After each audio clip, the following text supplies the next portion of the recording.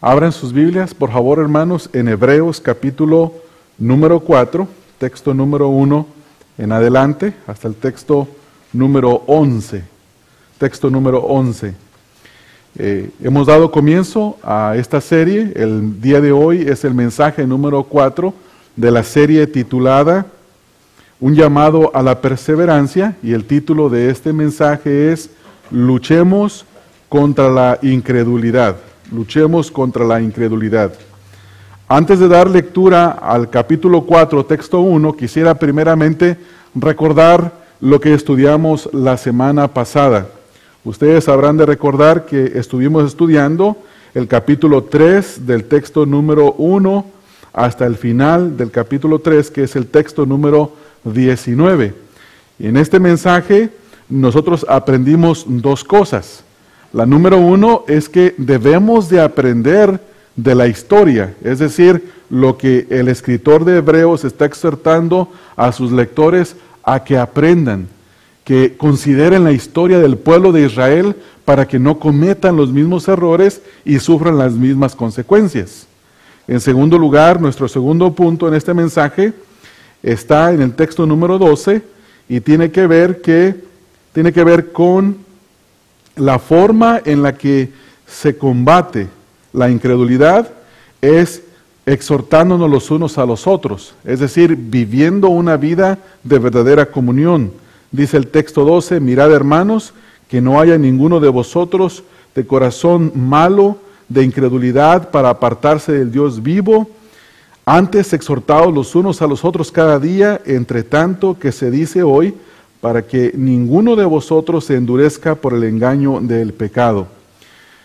Esta porción, esta exhortación que el autor de Hebreos le da al pueblo que le está leyendo su carta, está basada en el Salmo número 95, texto número 7 al texto número 11, a la cual quiero dar lectura para que nos ubiquemos un poco en el pensamiento del autor. Salmo número 95, textos número 7 al texto número 11.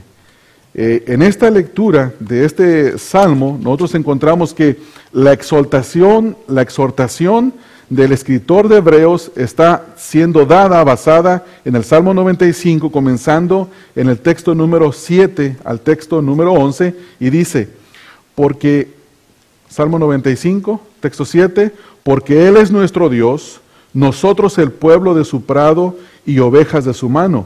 Si oyeres hoy su voz, no endurezcáis vuestro corazón como en Meriba, como en el día de Mashad, en el desierto, donde me tentaron vuestros padres, me probaron y vieron mis obras. 40 años estuve disgustados con la nación, y dije, pueblo que divaga de corazón y no han conocido mis caminos, por tanto juré en mi furor que no entrarán en mi reposo. Ahora, esta es la porción que el escritor de Hebreos está citando y la cual expone delante de la congregación, pero al exponerla en la congregación, en primer lugar de los textos número 7 en el capítulo 3 al texto número 11, él cita y nos dice, por tanto, como dice el Espíritu Santo, si oyeres hoy su voz. Y luego cita la porción esta del Salmo número 95 y luego la explica, pero si nosotros podemos ver, hermanos, en el texto número 11, esta fue la exhortación de Dios al pueblo. Dice, texto 11, por tanto, juré en mi ira, no entrarán en mi reposo. Haciendo una cita, el salmista del Salmo 95 del libro de Números, capítulo 14, en el día de la rebelión, donde Moisés manda a los espías que vayan a observar, que vayan a ver qué está pasando en la tierra de Canaán, que era la tierra prometida, la tierra del descanso para el pueblo de Israel, y 2 de ellos regresan y dicen, sí, es un lugar donde todo es especial, hay uvas grandes, es una tierra que fluye leche y miel, es una buena tierra, pero hay gigantes. Entonces, el resto de los espías tienen una actitud muy negativa y muy rebelde, y el pueblo se contagia con esta actitud y se rebela contra Dios. Y por haberse rebelado contra Dios, el Señor juró en su ira que no entrarían en su reposo. Luego, el escritor de Hebreos, comenzando en el texto número 16, hace la interpretación no solamente del Salmo 95, sino de la historia del libro de Números y dice, ¿quiénes fueron los que habiendo oído le provocaron? Y él nos se responde con una pregunta. Dice, ¿no fueron todos los que salieron de Egipto por mano de Moisés? Y otra pregunta dice, ¿con quiénes estuvo disgustado 40 años? ¿No fueron con los que pecaron, cuyos cuerpos cayeron en el desierto? Otra pregunta, ¿y a quiénes juró que no entrarían en su reposo, sino a aquellos que desobedecieron? Y luego en el texto número 19 dice, y vemos que no pudieron entrar por causa de su incredulidad. El escritor de Hebreos tiene una visión completa de todo lo que pasó. Cuando el pueblo de Israel estaba en Números 14 rebelándose contra Dios, Dios juró a su pueblo, a esa generación que salió de Egipto, que no iba a poder entrar a la tierra prometida. Pero después, al leer todo el libro de Números, vemos que la primera generación todos quedaron muertos en el desierto. Y el escritor de Hebreos tiene esta visión completa de la historia y nos dice, aprendamos de la historia, no seamos como ellos. Y no solamente nos exhorta eso, sino que nos dice, exhortémonos los unos a los otros. Ahora, ¿qué es lo que el escritor de Hebreos está haciendo aquí con esta porción? Nos está dando en primer lugar una visión completa del tiempo histórico del pueblo de Israel. ¿Qué ocurrió con el pueblo de Israel? Son liberados de Egipto, de la esclavitud en Egipto, por la mano de Moisés. Los saca el Señor con su mano poderosa, fuerte, haciendo milagros, y luego se los lleva por 40 años, donde les muestra su poder, su gloria, su misericordia. Y el pueblo en esos 40 años se comporta rebelde y desobediente contra Dios. Después de los 40 años, Josué lleva al pueblo a entrar a tomar la tierra poseída, la cual es el lugar de descanso prometido. Entonces lo que el escritor de Hebreos está haciendo es tomar esta analogía de la historia del pueblo de Israel para compararla con el pueblo cristiano. Cuando nosotros, los creyentes en el día de hoy, escuchamos la predicación del Evangelio, ¿cuál es la invitación, hermanos? Que nos arrepintamos de todo corazón, que vengamos a poner nuestra fe en Cristo Jesús y que Jesucristo se convierte en nuestro reposo. Al convertirse el Señor Jesucristo en nuestro reposo, ya no andamos buscando cómo justificarnos delante de Dios. Y ese es exactamente el cuadro que el escritor de Hebreos tiene para los creyentes que le están escuchando o que están leyendo su carta. Ahora, en el día de hoy vamos a observar el capítulo número 4, el cual prosigue con la misma exhortación. Ahora es una exhortación que comienza en el texto número 1, y aquí también vamos a observar dos cosas que están basadas en el texto número 1, pero utilizaremos del texto número 2 al 11 para explicar de lo que estamos hablando. Número 1, la primera cosa que debemos nosotros de hacer es tener temor a la incredulidad. Tener temor a la incredulidad. Dice el texto, temamos pues. Pero si nosotros leemos el contexto en el número 19, dice, y vemos que no pudieron entrar. ¿Por qué, hermanos? Por causa de incredulidad. Entonces la exhortación que se nos da aquí es a tener temor de la incredulidad. Tener temor de hacer exactamente lo mismo que hizo el pueblo de Israel en el desierto. Rebelarnos contra Dios. No responder en fe, no creer a la palabra de Dios. Entonces esta es la primera exhortación, tener temor a la incredulidad. Segunda exhortación. Está basada en el resto del texto que nos dice, no sea que permaneciendo aún la promesa de entrar en su reposo, alguno de vosotros parezca no haberlo alcanzado. ¿Cuál es la segunda exhortación? Que pongamos atención firme a la promesa de Dios. Y esto lo vamos a desarrollar ahorita un poco más. Entonces, dos cosas vamos a considerar. Uno, vamos a aprender que necesitamos como creyentes tener temor a la incredulidad.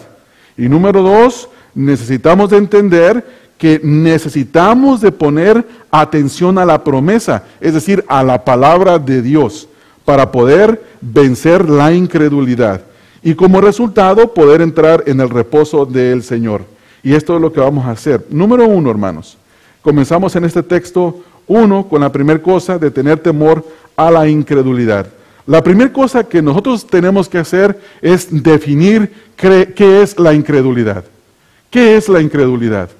En este caso, en el contexto que lo estamos viendo, si leemos en el texto número 2, dice, porque también a nosotros se nos ha anunciado la buena nueva como a ellos. ¿Qué está diciendo el escritor?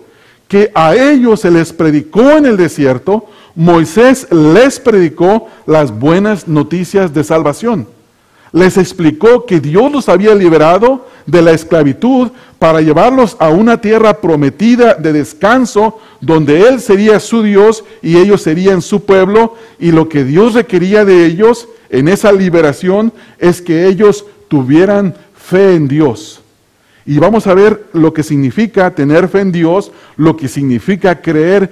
Tener fe en Dios y creer son sinónimos, es básicamente la misma cosa. ¿Qué es lo que está diciendo entonces el escritor? En primer lugar, porque también a nosotros se nos ha anunciado la buena nueva como a ellos. ¿Qué es la buena nueva para nosotros, hermanos? El evangelio de nuestra redención. La promesa de Dios en el evangelio de nuestra redención es que Dios siendo justo, Dios siendo santo y teniendo que castigar el pecado, ya lo ha castigado en la persona de nuestro Señor Jesucristo, para que todo aquel que crea en el Señor Jesucristo y en su obra redentora pueda ser salvado, pueda recibir vida eterna, pueda estar en paz con Dios. Y esa es la buena nueva que nosotros hemos recibido. El pueblo también de Israel recibió la buena nueva. Ahora, ¿cuál es el problema cuando nosotros escuchamos las buenas noticias? ¿Cuál es el problema cuando nosotros escuchamos la predicación del evangelio como en el día de hoy? Cuando escuchamos la palabra de Dios, ¿qué es lo que a nosotros nos puede ocurrir? ¿En qué peligro podemos caer? Y es en el peligro de la incredulidad. Miren lo que dice el final del texto 2. Dice el texto 2, pero no les aprovechó el oír la palabra. En primer lugar, ellos escucharon la palabra, pero el problema es que no la escucharon, dice, por no ir acompañada de fe en los que la oyeron. Y luego viene al texto número 3, hablar de nosotros, los creyentes, dice, pero los que hemos creído, entramos en el reposo de la manera que dijo, por tanto juré en mi ira, no entrarán en mi reposo. Vamos a parar ahí y quiero comparar dos palabras y entenderlas un poco mejor. El final del texto 2 dice que a ellos no les tuvo ningún provecho el escuchar la buena noticia. La noticia de la liberación y de la redención. ¿Por qué razón, hermanos? Porque no fue acompañada ¿de qué? De fe. Ahora, si usted nota en el texto número 3, él reemplaza la palabra fe por creer. Dice el texto número 3. Pero los que hemos creído, es decir, los que hemos tenido fe, entramos en el reposo. Es decir, que hemos recibido nuestra salvación. Hemos descansado de las obras muertas que antes practicábamos para buscar nuestra salvación. Y ahora ya tenemos reposo en el día de hoy. Esto es lo que está diciendo el escritor. Pero donde yo me quiero enfocar es a que tengamos un entendimiento claro de que no es suficiente oír la palabra de Dios. En esta mañana, todos los que estamos aquí tenemos la facultad de escucharla. Pero una cosa es escucharla y otra cosa es creerla. Ahora, tenemos que entender qué significa creer desde la perspectiva bíblica. No es lo mismo que nosotros entendemos por creer. Alguien me puede preguntar, yo le puedo decir a alguien, oye, ¿tú crees que Jesucristo es el Hijo de Dios? Y alguien puede decir en nuestro idioma, en nuestro lenguaje, sí creo porque la Biblia lo dice. Pero en el lenguaje judío, creer no significa asumir que algo es verdad. Creer significa que es verdad y que respondo a la verdad. Es decir, que respondo en obediencia. Si el Señor Jesucristo es el Hijo de Dios, entonces yo me someto, no solamente creyendo, sino que me rindo en adoración a Él. Vamos a poner un ejemplo con un texto que leímos el viernes. En el libro de Primera de Juan, hay una verdad que se enseña y esta verdad tiene una consecuencia. Entonces, el que escucha la verdad y la cree, no quiere decir que cree que es verdad, sino que la practica. Practicar es sinónimo de haber creído. Mira lo que dice en Primera de Juan, capítulo número 1, texto número 5 y texto número 6. En primer lugar, se declara la verdad. ¿Cuál es la verdad? Dice, este es el mensaje que hemos oído de Él, del Señor Jesucristo, y os anunciamos, este es el mensaje, Dios es luz y no hay ningunas tinieblas en Él. ¿Qué quiere decir? Dios es santo y no tiene comunión con el pecado. Dios no puede ser ni tocado ni alcanzado por el pecado. Creemos esto, ¿verdad, hermanos? Ok. Si creemos en el sentido judío, hebraico, nosotros tenemos que obedecer a esa verdad respondiendo en obediencia. Pero si creemos en el sentido mexicano, yo soy mexicano, por eso puedo decir esto, si creemos como decimos hoy en día, sí creo, pero no obedezco, es que no he creído. Mira lo que dice el texto número 6. El texto número 6 nos afirma quién cree y quién no cree. El texto 6 dice, si decimos que tenemos comunión con Él y andamos en tinieblas, mentimos y no practicamos la verdad. ¿Qué quiere decir esto? Si yo sé que Dios es luz, que Dios es santo y que no hay tinieblas, que no hay nada pecaminoso con Él, que Dios no puede tener contacto con el pecado en ninguna forma, y yo me comporto de una manera opuesta a lo que dice la palabra de Dios, ¿qué quiere decir? ¿Estoy creyendo o no estoy creyendo? No estoy creyendo. Sé que es verdad, pero no creo. Porque si yo creyera, entonces obedecería. Entonces, ya vamos volviendo a nuestro capítulo número 4 en Hebreos, y tenemos que definir esto. No es lo mismo oír que creer. Y creer significa obedecer. No creer significa incredulidad, y la incredulidad significa rebeldía. Son dos cosas muy tremendas que tenemos que entender. Entonces, el sinónimo de lo que el escritor de Hebreos está hablando es que fe y creer significa no solamente afirmar que algo es verdad, sino actuar en base a lo que se está creyendo. Y esto es lo que está diciendo aquí. Dice, muchos fueron los que escucharon el mensaje durante esos 40 años. Muchos lo escucharon, pero la pregunta es, ¿por qué no entraron? ¿Cuál era el mensaje? Dios los ha elegido para que sean su pueblo. Dios los ha redimido de la esclavitud de Faraón y les va a dar una tierra que produce, de la cual fluye la leche y la miel como ninguna otra tierra. Y esa tierra será para ustedes, porque Dios se las va a dar. Y esa tierra nadie se las va a quitar, porque es la heredad de Dios para ustedes. Dios los va a llevar ahí, Dios los va a ayudar a conquistar a los pueblos que viven ahí, los sacarán de esa tierra, ustedes tomarán posesión y será de ustedes, y ustedes serán pueblo de Dios y Dios será su Dios. Y la pregunta es, ellos escucharon eso, pero la pregunta es, ¿lo creyeron? Y la respuesta es no. Porque en Números 14 dice que cuando mandaron a los espías y examinaron la tierra y volvieron y trajeron las noticias, solo 2 respondieron con fe y decían, sí podemos entrar, nuestro Señor nos la va a dar. Pero dice la Escritura que todo el pueblo se levantó y pensaron en apedrearlos. ¿Qué quiere decir? No estaban creyendo. Y hermanos, exactamente nos puede pasar a nosotros en el día de hoy lo mismo. Exactamente lo mismo. Aquí estamos un grupo de los hijos de Dios. Y estamos escuchando el mismo mensaje. La pregunta es, ¿vamos a responder en obediencia a lo que estamos escuchando?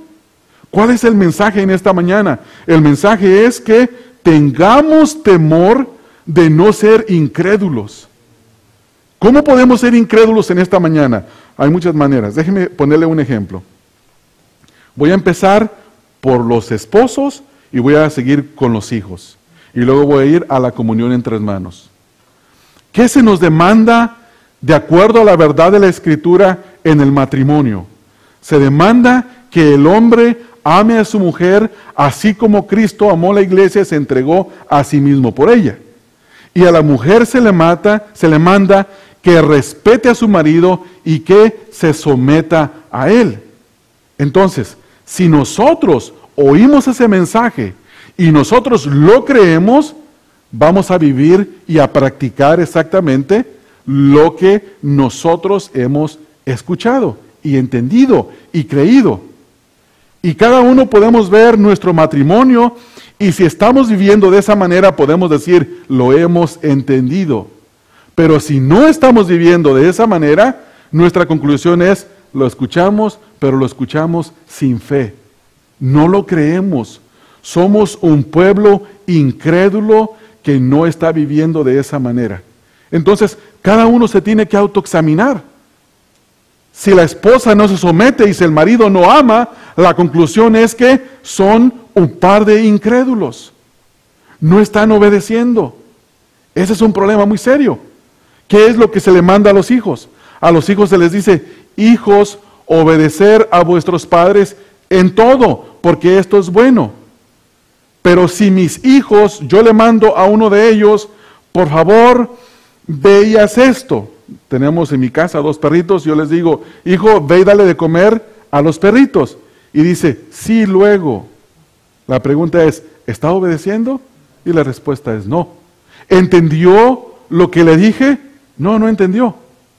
¿Por qué? Porque se está comportando como un rebelde. Pero si dice, sí papá, ahorita lo hago, y despacio empieza a dejar las cosas que está haciendo, o dice, sí, me permites primero terminar esto y en cuanto termine voy, entonces el hijo está obedeciendo. De otra manera está siendo un rebelde que dice ser cristiano, que ha escuchado el mensaje, pero no va acompañado de fe y del creer. Está siendo un rebelde, está siendo un incrédulo. Ahora, notemos lo que dice el escritor, en qué forma está escribiendo. Capítulo 4, texto 1. Temamos pues. Esta es una exhortación pastoral. Es una exhortación de uno que tiene preocupación por el pueblo al que le está escribiendo, al pueblo que posiblemente este hombre estuvo pastoreando.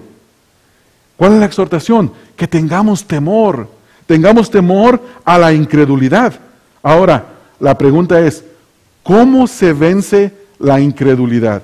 Si mi objetivo es tener temor a no ser incrédulo, y si ser incrédulo muestra que yo soy un rebelde, y esa rebeldía me puede hacer a mí, que aunque con mi boca confieso que soy un cristiano, pero posiblemente el día que me muera voy a abrir mis ojos y me voy a dar cuenta que no soy lo que yo pensé que era.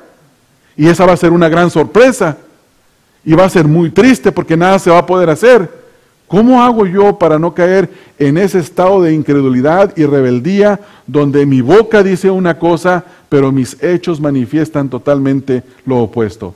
¿Cómo lo hago? Teniendo temor a Dios.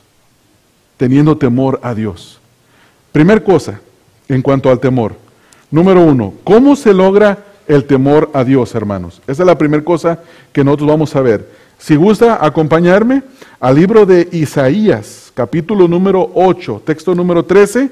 En este libro se nos dice, en primer lugar, que es Dios, Isaías capítulo 8, texto 13, que es Dios quien tiene que ser el objeto de nuestro temor. Leemos en este texto, Isaías 8:13, dice, a Jehová de los ejércitos, a Él santificad, sea Él vuestro temor y sea vuestro miedo. ¿Qué significa la palabra santificar? Santificar significa obedecer, hermanos. Santificar al Señor significa hacer lo que el Señor nos manda a hacer, o reaccionar o actuar o responder como el Señor dice que es. Si el Señor dice que Él es santo, nosotros también debemos de ser santos. Eso es lo que manda el apóstol Pedro en su primera carta. Entonces entendemos en cuanto al temor, que la manera de vencer ese temor a la incredulidad es, en primer lugar, haciendo de Dios el objeto de nuestro temor. Él es nuestro temor, no es el hombre, no es la economía, no es el futuro, no es nada ni nadie, sino que es Dios. Dios es el que a mí me tiene que preocupar, no los hombres, no las cosas. Entonces, el temor a Dios comienza en haciendo de Dios el objeto de nuestro temor, o más bien dicho, la razón de nuestro temor. La segunda cosa que entendemos en cuanto al temor es que es Dios el autor del temor, es Dios el que produce en nosotros el temor. El temor no es algo que yo puedo fabricar. El temor no es algo que yo puedo adquirir en el momento de la tribulación. Por ejemplo, me pasa algo malo, y yo digo, Señor, si tú me sacas de esta situación, entonces yo te voy a tener temor, yo voy a obedecer. Esas promesas, hermanos, no se cumplen. Es el temor de Dios el que produce en nosotros, y esto lo dice, por ejemplo, en el libro de Jeremías, capítulo número 32, textos 39 al 40. Vamos al libro de Jeremías, enseguida del libro de Isaías, capítulo número 32, textos 39 al 40, y leemos lo siguiente. Dice, texto número 39, y les daré un corazón y un camino para que me teman perpetuamente, para que tengan bien ellos y sus hijos después de ellos, y haré con ellos pacto eterno, y no me volveré atrás de hacerles bien, y pondré mi temor en ellos, en el corazón de ellos, para que no se aparten de mí. En primer lugar, de acuerdo al texto número 39, ¿quién da el temor? Dios. Y en el texto número 40, ¿quién lo pone? Es Dios quien pone el temor. Pone su temor en nosotros. Entonces, si Dios es el objeto de mi temor y es Dios quien pone el temor en mí, ¿a quién se lo debo de pedir, hermanos? A Dios. En esos momentos en los que soy incrédulo, que no estoy creyendo la palabra de Dios, que me estoy comportando como un incrédulo en oposición a lo que Dios manda, tengo que ir, ponerme de rodillas y clamar a Dios. Fíjese, hermano, qué forma tan perfecta de Dios de diseñar las cosas. Si Dios es el único que me puede dar el temor, no lo puedo yo adquirir por mis propios medios. ¿Qué hace que yo haga en cuanto a Dios? Que me humille delante de Dios. Y la Escritura dice que Dios da gracia a los humildes y resiste a los soberbios. Entonces, es por eso que yo debo de hacer que Dios sea el objeto de mi temor. Ahora, ¿cómo se aprende el temor? Si Dios es el que lo da, hay una forma que también nos corresponde a nosotros y se encuentra en Proverbios capítulo número 2. Y es que el temor es producido en nosotros a través del estudio de las Escrituras. Vamos a Proverbios capítulo número 2. Y en este pasaje nosotros vamos a encontrar, hermanos, que es Dios el que produce en nosotros al estudiar las Escrituras. Capítulo número 2, texto número 3 al 5. Dice, si clamares a la inteligencia y a la prudencia dieres tu voz, si como a la plata la buscares y escudriñares como a tesoros, entonces entenderás el temor de Jehová.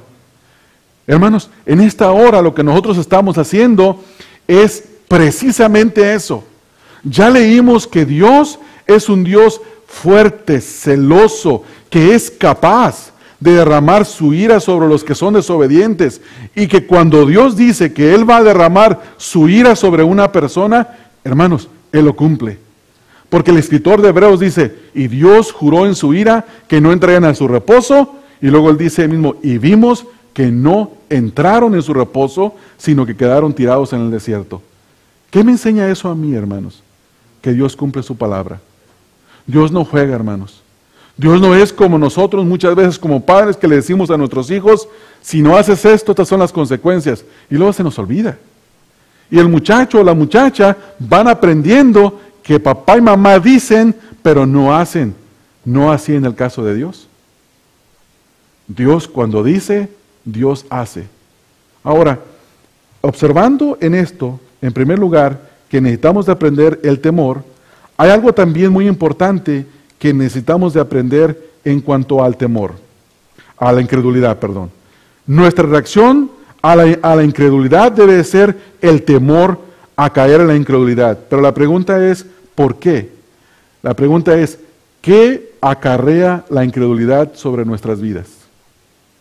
¿Qué es lo que acarrea la incredulidad en nuestras vidas?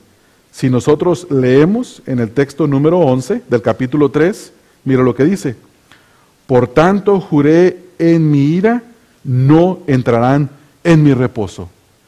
¿Qué es lo que acarreó la incredulidad del pueblo de Israel sobre ellos mismos de parte de Dios?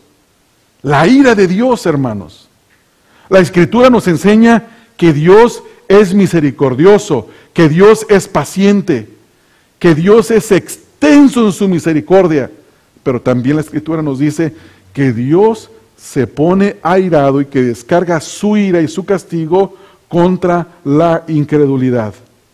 Hermanos, no creer lo que Dios nos ha dicho y nos ha mandado es una rebeldía contra Dios, y eso produce la ira de Dios en nosotros. En el caso de los hijos de Dios, produce la disciplina, y esa disciplina es dura. Vemos, por ejemplo, el caso de David. David adulteró, y la escritura le dice a David que Dios le perdonó su pecado, pero Dios, ¿qué hizo? Trajo todas las consecuencias del pecado sobre su casa. Nosotros vemos en la Escritura que el reino se le divide a Salomón. ¿Por qué? Por causa de su pecado. Nosotros vemos en la Escritura que, por ejemplo, Sansón dice, he visto una mujer, va con sus padres diciéndole eso. ¿Y cómo termina? No viendo absolutamente nada. ¿Por qué? Porque el juicio de Dios cayó sobre la vida de estos hombres. ¿Creen ustedes, hermanos, que si ellos, habiendo escuchado a Moisés, no fueron librados del juicio de Dios, cuánto más nosotros que hemos escuchado directamente de la boca del Señor Jesucristo el Evangelio, vamos a ser librados de la ira de Dios? No, hermanos, no. Por eso, la primera cosa que nosotros debemos de hacer es tener temor de ser incrédulos. ¿Por qué? Porque, dice el texto, no sea que permaneciendo aún la promesa de entrar en su reposo, alguno de vosotros parezca no haberlo alcanzado. ¿Qué es lo que está diciendo aquí el autor de Hebreos? Dice que todos a los que se les escribió esta carta manifestaban ser cristianos, profesaban ser cristianos. Y él, como no es Dios, no podía ver quién verdaderamente es y quién no lo era, porque el final no había llegado para ellos. Pero dice, fíjese cómo dice, no sea que permaneciendo aún la promesa de entrar en su reposo, alguno, no muchos, alguno de vosotros parezca no haberla alcanzado. ¿Qué está diciendo? Estamos aquí en esta mañana, un grupo de creyentes, y se nos está predicando, se nos está exhortando con la palabra de Dios que tengamos temor de ser incrédulos. Definimos, ¿qué es ser un incrédulo? Un incrédulo es aquel que escucha la palabra de Dios. Dios es santo y no hay ninguna tinieblas en él. Dios es luz y no hay tinieblas en él. Como consecuencia, el que escuchó y creyó, vive una vida santificada. Pero el que escucha, pero escucha sin fe, ¿qué es lo que hace? No le interesa la santificación. Sabe que Dios es santo, pero no le interesa vivir una vida santificada. Ese es un riesgo, hermanos, de que estando la promesa de que Dios es santo y que si nosotros vivimos como a Él le agrada, el Señor extiende su vida eterna para nosotros. Pero estando ahí la promesa, estando aquí, escuchando constantemente que únicamente a través del Señor Jesucristo se obtiene salvación y que vivir en rebeldía contra Dios trae juicio, que el pecado trae consecuencias, que debemos de vivir vidas que le agradan a Dios y aún así no obedecer, hermanos, eso es rebeldía que al final nos va a llevar a un punto donde vamos a estar delante de la presencia del Señor y puede ser que nos toque ser de aquellos que digan, Señor, Señor, en tu nombre hicimos esto, esto, esto y esto otro. Y que escuchemos de la voz del Señor Jesucristo decir, apártate de mí, hacedor de maldad, yo nunca te conocí. Eso sería triste, hermanos, y eso puede ser una realidad entre nosotros. Y yo vuelvo a exhortarte y a autoexhortarme en lo mismo. ¿Estás amando a tu esposa? ¿Esposa te está sometiendo a tu marido? ¿Hijos están obedeciendo a sus padres? ¿Hermanos nos estamos amando así como el Señor Jesucristo nos amó? Es una exhortación para el pueblo de Dios. Y la pregunta es, ¿sí sabemos que eso es así? Pero la pregunta es, ¿lo estás haciendo? Si lo estás obedeciendo, quiere decir que estás creyendo. Pero si sabes que así es y no obedece, quiere decir que eres un incrédulo. Y la incredulidad, quiero hermanos que sepamos que trae como consecuencia el juicio de Dios. Y esto, mis amados hermanos, esto es serio. Seguimos leyendo. Ya leímos la diferencia entre escuchar, dice el texto número 2, que no escucharon con fe, y el texto número 3 dice que hemos creído y entramos en su reposo. Y luego dice más adelante, en el texto número 3 a la mitad, dice, por tanto juré en mi ira, no entrarán en mi reposo, aunque las obras suyas estaban acabadas desde la fundación del mundo. Y luego aquí cita a Génesis capítulo 2, donde dice, porque en cierto lugar dijo así del séptimo día y reposó Dios de todas sus obras en el séptimo día. Texto 5 y otra vez, aquí no entrarán en mi reposo, refiriéndose al texto número 11 del capítulo número 3.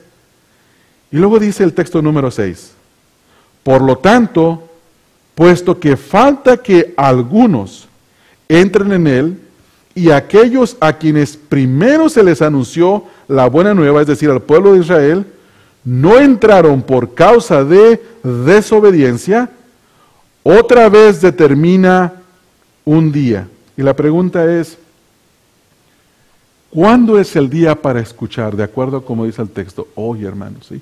Amén. Es hoy, hermanos. Hoy es el día para escuchar. Tal vez es posible que tú has escuchado y vives en una rebelión continua, autoengañándote, porque nadie en la iglesia sabe cómo eres. Y a lo mejor algunos lo saben, pero ya en alguna manera no te afecta cómo eres. Y vives en rebelión. Tal vez eres un fornicario que no puede controlar sus pensamientos y que está constantemente fornicando, adulterando, aunque no sea físicamente, lo hace en su pensamiento. Posiblemente eres un adúltero y tu esposa no lo sabe. Posiblemente eres un iracundo que provoca a sus hijos a ira. Posiblemente eres un hijo rebelde que no se quiere someter a sus padres. Pero vienes el domingo y te presentas como un buen cristiano. Te presentas como uno que se ve bien en lo exterior, pero por dentro Dios sabe cuál es tu verdadera condición. Hermanos, si esa es nuestra situación, estamos en rebeldía. Y sabe que si no perdonó a los que escucharon la voz de Moisés y no los dejó entrar en su reposo y cayeron bajo la ira de Dios, mucho menos escaparemos si tenemos en poco la sangre de nuestro Señor Jesucristo, hermanos. Y esa es la exhortación para nosotros. Esa es la exhortación.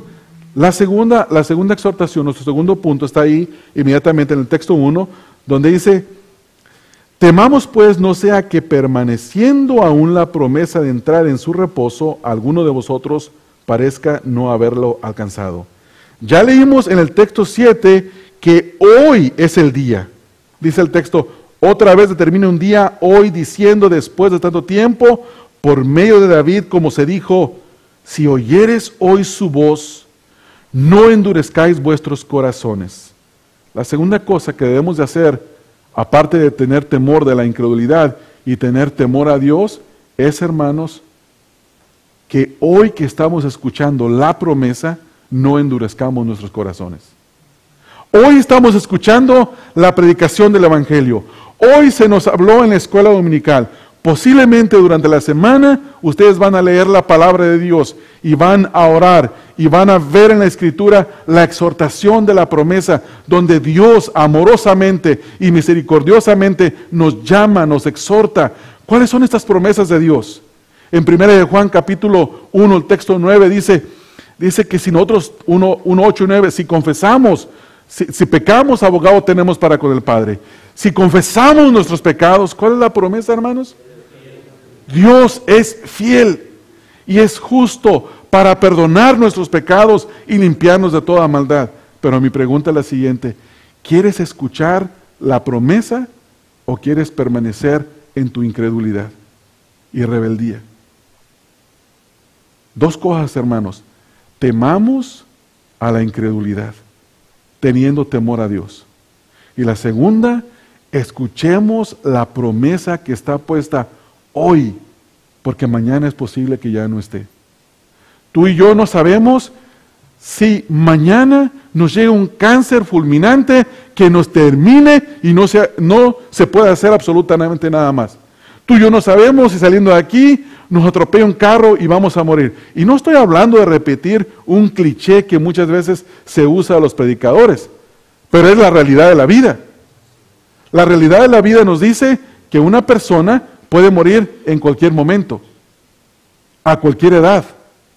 No hay ninguna garantía en que tú y yo lleguemos a la edad de la hermana Nelly, 92 años. Y saben, hermanos, bien clara para pensar, bien lúcida en su pensamiento. Nadie nos da garantías de eso. Esa no es una figura que tú dices, yo voy a llegar a esa edad y voy a estar en esa condición. No, hermanos, no hay garantías. No hay garantías. Es por eso que hoy es la exhortación. Hoy es la exhortación, ¿por qué, hermanos? Hoy es la exhortación porque si nosotros no escuchamos con fe, que es la que agrada a Dios, podemos recibir su ira. Hoy es la exhortación porque es hoy cuando Dios nos está llamando. Tenemos que entender que si no escuchamos hoy, entonces estamos en la desobediencia, que es una característica de los hijos del diablo y no de los hijos de Dios. La pregunta es, ¿hoy entendiste algo? ¿Y te vas a ir exactamente igual que como entraste? ¿Y vas a volver el próximo domingo y te vas a meter igual que como te entraste? Eso solo muestra una cosa de ti, que eres hijo de Satanás y que eres hijo de rebelión. Y no se lo digo yo, se lo dice la Escritura. En Efesios capítulo número 2, el texto número 2, así es como se describe a los hijos del diablo. Dice, en los cuales anduviste en otro tiempo, siguiendo la corriente de este mundo, conforme al príncipe de la potestad del aire. ¿Quién es? Satanás. El espíritu que ahora opera en los hijos de desobediencia. ¿Quién es el mentiroso y que miente desde el principio? ¿Quién es el padre de mentira y el padre del error? Satanás. Y todo aquel que desobedece al Señor es un hijo de desobediencia. Y esta, Efesios 2:2, hermanos. Y en Efesios capítulo 5, en el texto número 6, se nos dice que la desobediencia trae como consecuencia la ira de Dios. Efesios capítulo 5, en el texto número 6, que es algo que ya lo estuvimos viendo, pero mire, dice Efesios 5:6, nadie os engañe con palabras vanas, porque por estas cosas viene la ira de Dios sobre los hijos de desobediencia. Las palabras vanas son aquellas que siempre van a atacar la verdad. En esta mañana estamos escuchando que tenemos que tener temor de la incredulidad, que tenemos que arrepentirnos hoy, no mañana, que hoy es el día en el que Dios extiende misericordia, pero alguien va a venir a tus oídos durante la semana, tal vez tu profesor de historia, tu profesor de biología, tu amigo que anda en pecado, que es un incrédulo, tu vecino, y te va a decir, ¿qué? No te preocupes, haz lo que tú quieras. Al cabo, siempre han dicho lo mismo. que va a venir el Señor Jesucristo hace 2000 años y no pasa nada. ¿Te crees tú que va a pasar algo? No va a pasar nada. Y esas son las palabras vanas. Esas son las palabras vanas que vienen contra, que acarrean la ira de Dios. Me estaba platicando Israel hace rato que llegaron unos a su casa tocando su puerta y diciéndole que se había considerado ¿dónde está Israel? Está Israel? A la madre de Dios. Dios, la madre. No la madre de Dios, la madre de Dios. La madre de Dios. Dice, sí, mira, en Génesis dice, hagamos al hombre conforme a nuestra imagen y semejanza.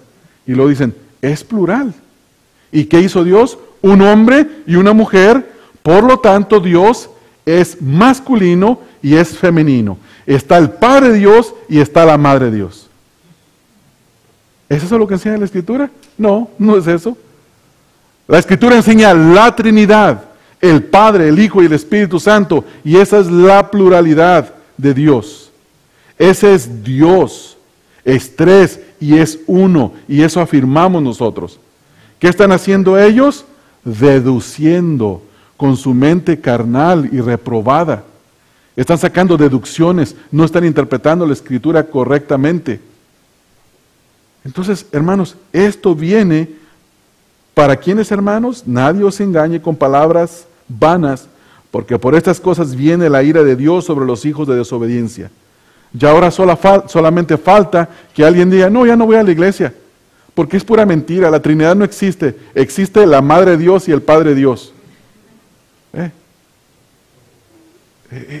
Eso es no escuchar, eso es ser rebelde, eso es no haber escuchado la verdad o haberla escuchado y no creerla, eso es actuar en rebeldía. También la Escritura nos dice en Colosenses 3:6 que la ira de Dios viene por causa de la desobediencia. Colosenses capítulo número 3, el texto número 6, capítulo 3, textos 5 y 6, perdón. Texto número 5 dice, haced morir pues lo terrenal en vosotros, fornicación, impureza, pasiones desordenadas, malos deseos y avaricia, que es idolatría, cosas por las cuales la ira de Dios viene sobre los hijos de incredulidad, desobediencia. Sinónimos, incredulidad y desobediencia. La ira de Dios viene sobre esto, hermanos. Hermanos, ¿acaso no es semejante exhortación que si no tenemos temor y caemos en la incredulidad y por causa de la incredulidad la ira de Dios viene a nuestras vidas? ¿No es un temor no es una razón para tener temor a Dios? Para empezar a considerar lo que estamos escuchando, hermanos. ¿No es tiempo, no basta ya con lo que hemos hecho como para seguir haciendo lo mismo? ¿Que acaso no es tiempo de arrepentirse, de escuchar la voz de Dios y que el día de hoy recibamos la misericordia y la gracia de Dios? Bueno, es algo que cada uno de ustedes tiene que responder. ¿Cuándo es el tiempo? Hermanos, el tiempo es hoy. Y mire cómo concluye este capítulo número 3, el capítulo número 4 en Hebreos. Quiero cerrar con este último texto. Capítulo 4, texto número 11, continúa con la exhortación. Procuremos, hermanos. Ya que estamos teniendo temor para no ser incrédulos y tener temor a Dios y prestar atención hoy a la promesa de Dios, ¿qué tenemos que hacer? Procuremos, pues, entrar en el reposo para que ninguno caiga en semejante ejemplo de desobediencia. ¿Cuál es el ejemplo? El pueblo de Israel. Caer en semejante ejemplo de desobediencia. Y esta es la exhortación para nosotros, hermanos. La exhortación para nosotros es que luchamos y combatamos juntos, hermanos, contra la incredulidad. Si leemos en el texto número 12 del capítulo 3, dice, mirad, hermanos, que no haya ninguno de vosotros de corazón malo, de incredulidad, para apartarse del Dios vivo. Y luego el texto número 13 nos da la solución. ¿Cuál es, hermanos? Antes, exhortaos los unos a los otros cada día, entre tanto que se dice hoy, para que ninguno de vosotros se endurezca por el engaño del pecado. Porque somos hechos participantes de Cristo, con tal que retengamos firme hasta el fin nuestra confianza del principio, entre tanto que se dice hoy. Y quiero cerrar con las palabras del Salmo 95. ¿Cuáles son, hermanos? Si estamos escuchando la voz de Dios hoy, hermanos, no endurezcamos nuestro corazón como el pueblo de Israel en Números 14 en la provocación, porque podemos acarrear la ira de Dios sobre nuestras vidas. Vamos a orar, hermanos.